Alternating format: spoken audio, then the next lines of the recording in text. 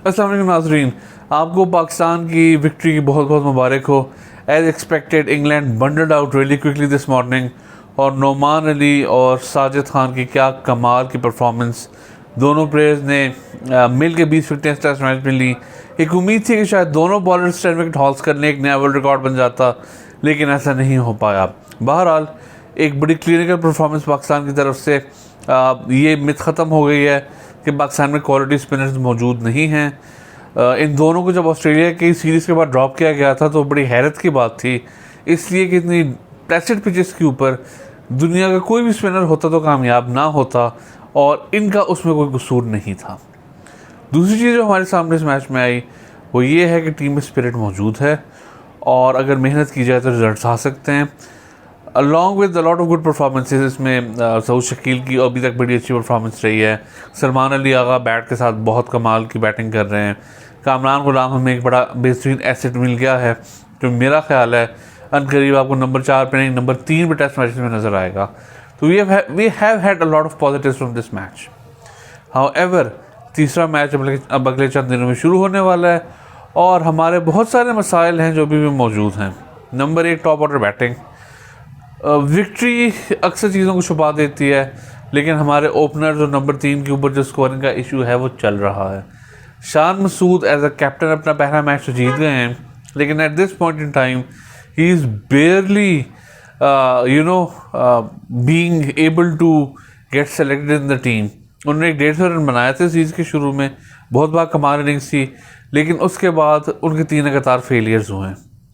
और शान मसूद का अनफॉर्चुनेटली कुछ ऐसा ही पैटर्न चलता आ रहा है। साइम अयूब एक बहुत टैलेंटेड प्लेयर हैं, लिमिटेड ओवर्स को ज़्यादा सूट करते हैं। क्या वो लंबा परफॉर्म कर पाएंगे? पहली इनिंग में उन्होंने बड़ी कमाल की बारी खेली और एक क्रूशल पार्टनरशिप की, but his consistency has to be there. Abdullah Shafique एक ऐसे प्लेयर जिनके बारे में बहुत ज़्यादा उम्मीदें हैं लोगों को, क्या वो अपने टैलेंट का फ़ायदा उठा पाएंगे? मैं समझता हूँ it's too early to start thinking of dropping him honestly. बहुत टैलेंटेड बैट्समैन है, शुरू में बहुत रन्स किए हैं उन्होंने। आज जिस उन्होंने कैच पकड़े, अगर उस तरह कैच पकड़ते रहें और रन बनाते रहें जो उनकी एबिलिटी है, तो मेरा ख्याल है कि हमें एक बड़ा मुस्तनद ओपनर मिल चुका है जो अगले कई साल पाकिस्तान को सर्व कर सकता है।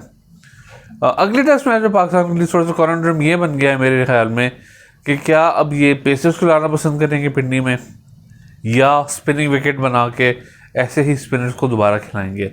उसमें इशू ये आता है कि पिंडी की विकेट चूँकि यूज़ नहीं होगी, तो आप उसको जितना भी ड्राई कर लें उस तरह का स्पिन उस पर कभी नहीं मिलेगा, पहला इशू। नंबर 2, आपके इस दफ़ा इवन स्पिनर्स खिला के भी पॉलिसी का फुकदान नज़र आए।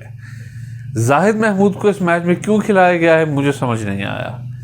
अगर आपने उनको अपॉर्चुनिटी नहीं देनी थी तो फिर उनका कॉन्फिडेंस मज़ीद ख़राब ना करते कि आपने पूरे मैच में 7 ओवर किए हैं, या फिर अगर खिलाया था तो कोई बात नहीं है, अगर 1-2 विकेटें कम मिलती हैं थोड़ा सा आपको गैम्बल करना पड़ता है, आप बॉलर को एम्पल अपॉर्चुनिटी दें। मैं समझता हूँ जाहिद महमूद से ज़्यादती की गई है, और उनके करियर को फर्दर चूँकि he is in the later stages of his career, तो उनको मज़ीद डैमेज किया गया और उनकी फ्यूचर सिलेक्शंस मुश्किल हो जाएंगी।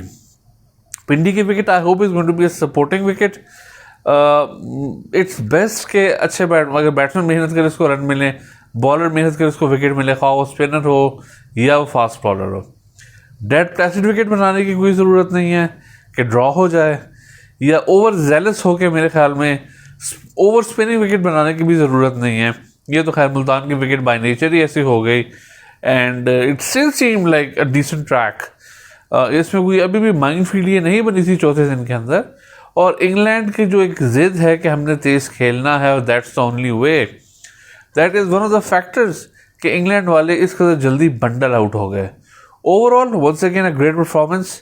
पाकिस्तान में फील्डर्स हों, आपका बैट्समैन हो, आपके बॉलर्स हों, सब ने बहुत मेहनत की, pure team effort, but the job is not done.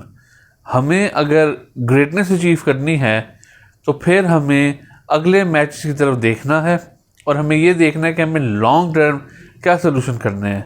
इंशाल्लाह इस पूरे मामले पे डिटेल में 2 से 3 वीडियोस अगले चंद दिनों में आएंगी। So will stay in touch. अल्लाह हाफिज़।